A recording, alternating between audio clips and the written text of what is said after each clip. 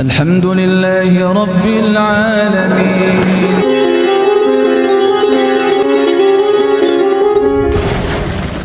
Orang kalau meninggalkan kemaksiatan tidak atas dasar kebenaran dari Allah, tidak atas dasar nur dari Allah, tidak mencuri karena ada polisi, dengan tidak mencuri karena takut kalau mencuri Allah benci dengan kita, ini nilainya berbeda.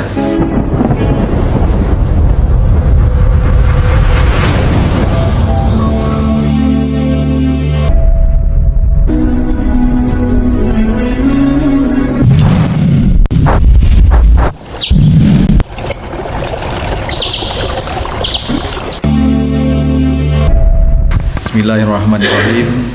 Assalamualaikum warahmatullahi wabarakatuh.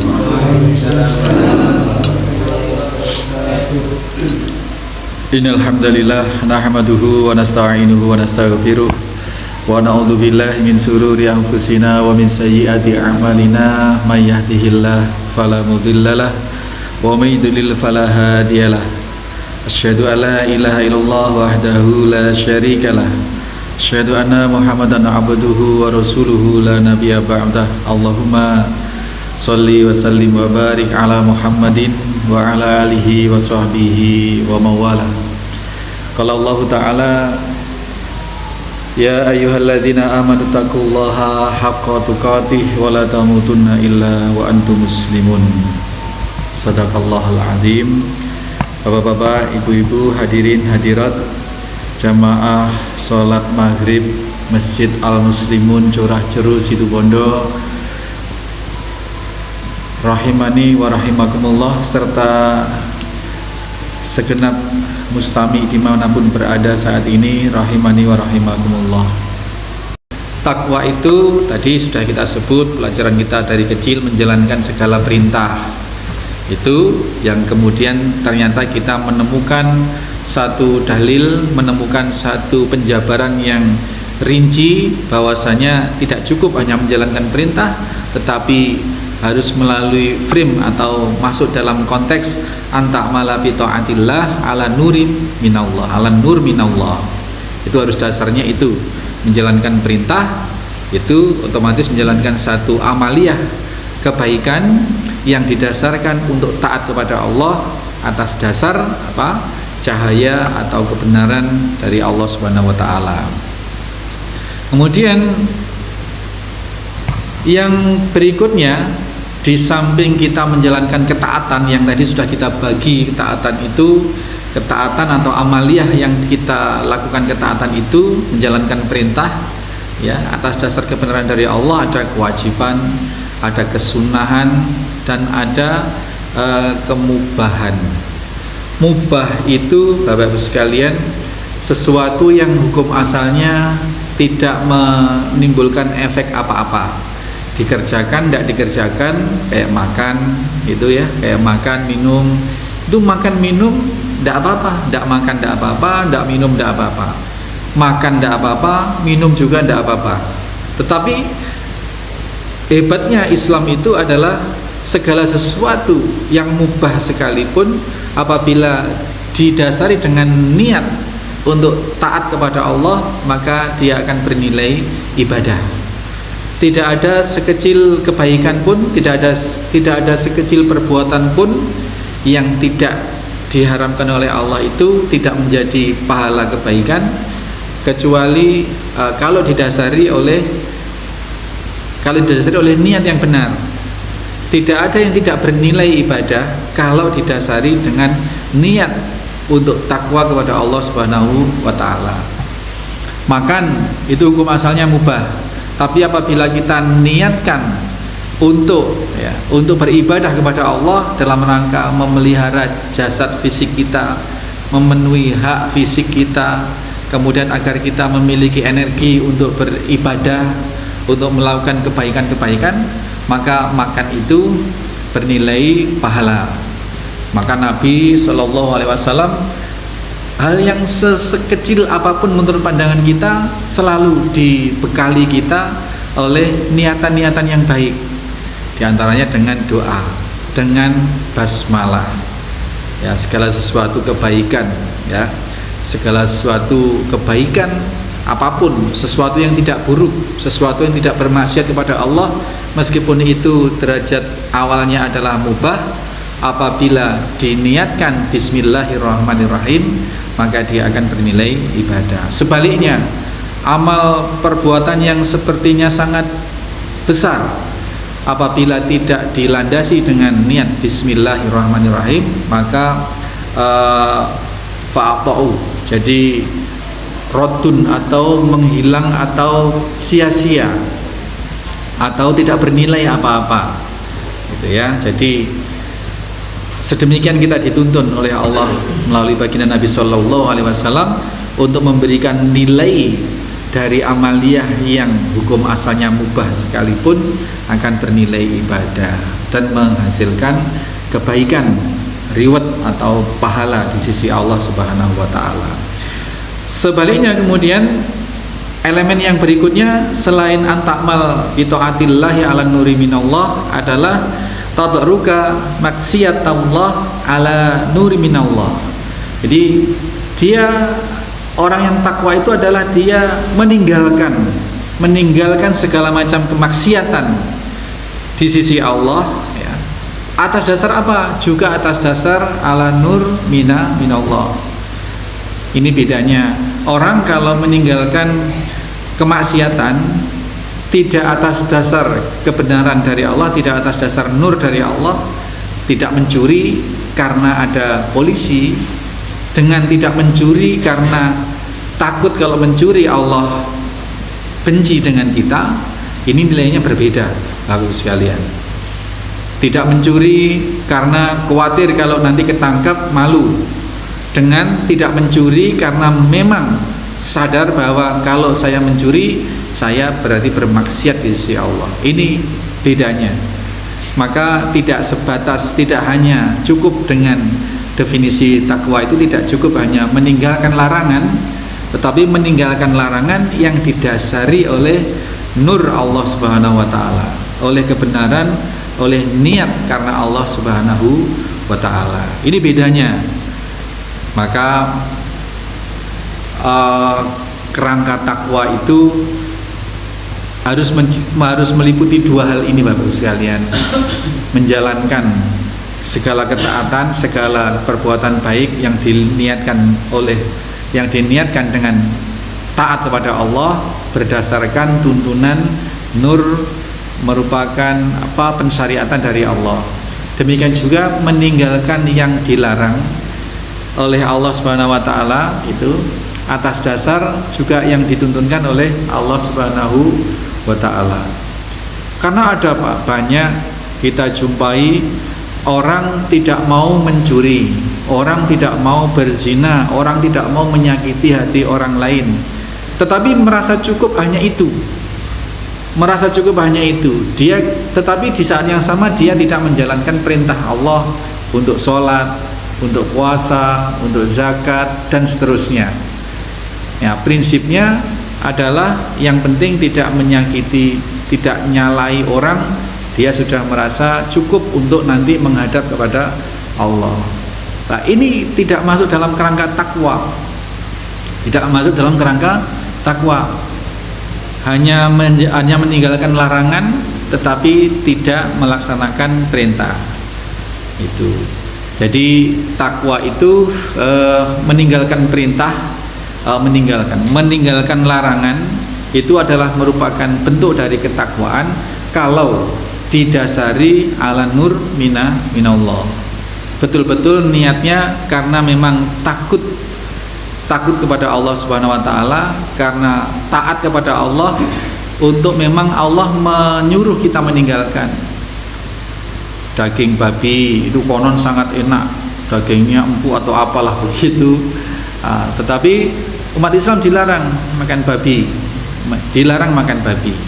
Nah, kalau motivasinya hanya karena daging babi itu mengandung cacing pita misalkan, sehingga dia menghindari makan daging babi. Kalau hanya motivasinya takut cacing pita, maka nilainya di hadapan Allah atau kualitas dia menghindari makan daging babi itu tidak masuk dalam ranah takwa. Tetapi kalau niatnya memang menghindari karena memang Allah melarang, karena memang ingin mentaati Allah dengan peraturan Allah bahwa daging babi tidak boleh dimakan oleh orang muslim, oleh orang Islam, maka disitulah letak ketakwaannya, disitulah letak nilai pahalanya. Tidak mencuri tadi, kalau tujuannya, kalau landasannya atau kalau motivasinya memang mencuri itu dilarang oleh Allah sehingga saya ingin bertakwa kepada Allah, ingin taat terhadap larangan Allah, maka di situ bernilai pahala. Tapi kalau tidak mencuri karena khawatir nanti kalau ketangkap jadi malu, ya beda lagi ini kualitasnya atau kedudukannya di sisi Allah Subhanahu wa taala. Bapak Ibu sekalian, jamaah Masjid Al Muslimun Curah Jero Panji Situbondo rahimani wa rahimakumullah. Nah, di dalam kitab Riyadhus Shalihin bab ke-6 dalam bab takwa ini, Imam Nawawi mencantumkan beberapa landasan untuk mengurai tentang ketakwaan ini, bab takwa ini. Di antaranya yang sangat masyhur, ayat ini sering sekali kita dengarkan di berbagai, hampir setiap muqaddimah orang berwasiat berceramah, berkhutbah. Surat Ali Imran ayat 102 itu menyatakan bahwasanya a'udzubillahi minasyaitonirrajim. Kalau Allah Ta'ala, Allah berfirman, kata Imam Nawawi, dituliskan di situ, ya ayyuhalladzina amanu taqullaha haqqa tuqatih. Wahai orang-orang yang beriman, bertakwalah kalian kepada Allah Subhanahu wa taala dengan sebenar-benar takwa, haqqa tuqatih, haqqa tuqatih. Jadi yang diperintahkan adalah haqqa tuqatih. Ini kita garis bawahi di sini, Pak. Ya ayyuhalladzina amanu taqullaha haqqa tuqatih, haqqa tuqatih. Wahai orang-orang yang beriman, bertakwalah kalian kepada Allah dengan sebenar-benar takwa. Kita diperintahkan oleh Allah Subhanahu wa taala untuk apa? Untuk senantiasa mendasari perbuatan baik kita tadi itu dengan landasan niat ingin mentaati Allah Subhanahu wa taala dengan acuan kebenaran dari Allah, ala nuri mina Allah tadi. Sekaligus kita diperintahkan untuk tatruka maksiat Allah ala nuri mina Allah, untuk meninggalkan kemaksiatan apa-apa yang dilarang oleh Allah berdasarkan kebenaran dari Allah Subhanahu wa taala, berdasarkan tuntunan dari Allah Subhanahu wa taala. Yang diperintahkan adalah itu. Nah, kemudian di stressing, di garis bawahi, ditekankan di sana di dalam surat Ali Imran 102 ini dinyatakan haqqa tuqatih. Karena orang bertakwa itu ternyata ada yang tidak ongguan, Pak, ada yang tidak sungguh-sungguh.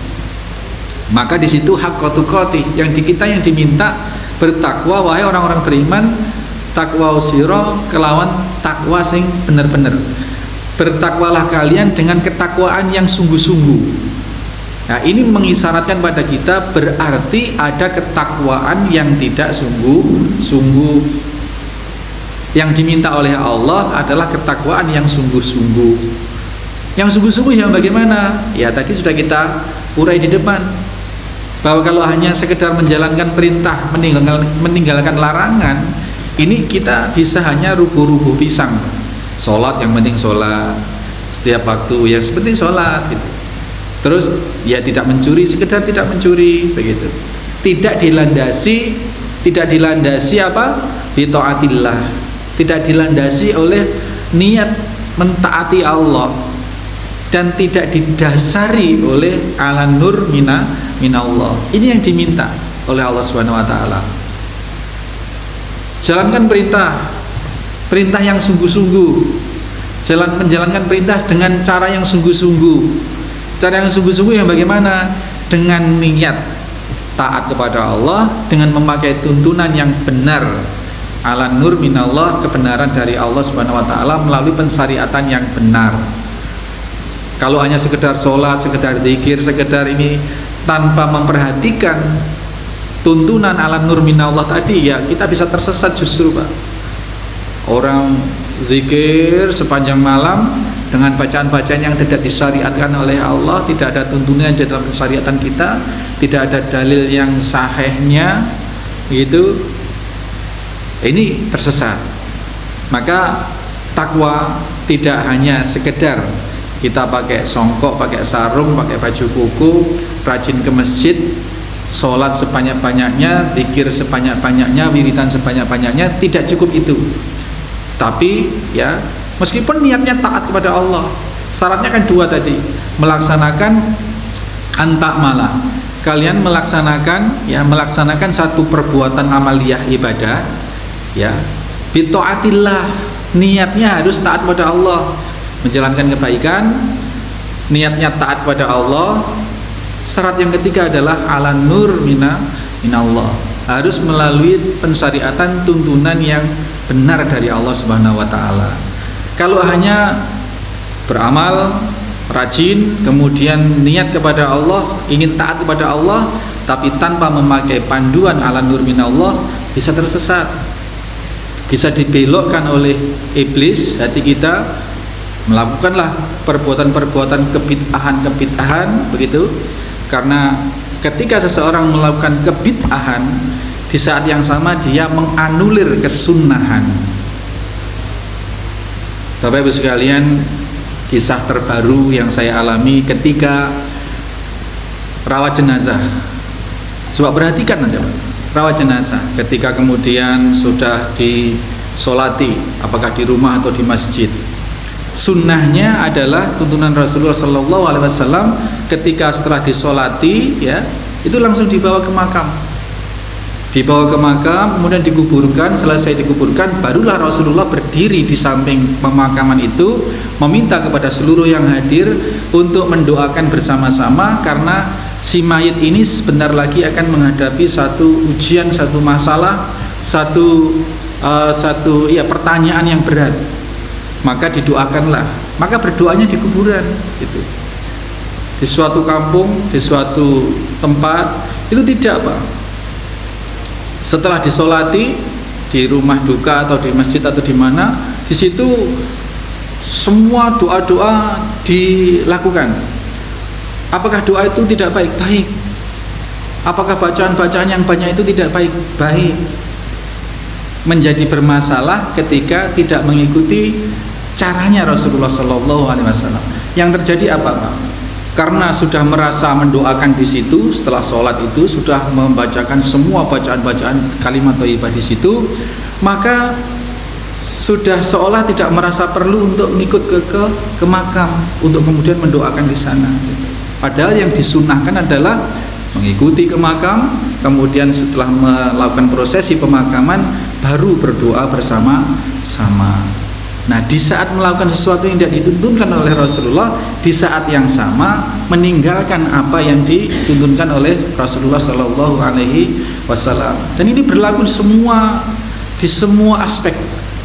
Ketika seseorang melakukan sesuatu ibadah yang tidak dituntunkan oleh Allah, yang tidak disunnahkan oleh Allah, dan dia menyangka bahwa itu adalah peribadatan, maka otomatis di saat yang sama dia meninggalkan apa yang memang dituntunkan atau yang disunnahkan oleh Rasulullah Shallallahu Alaihi Wasallam.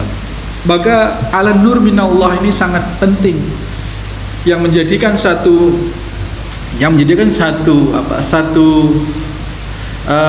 syarat bahwa ketakwaan itu dinyatakan haqqo atau tidak.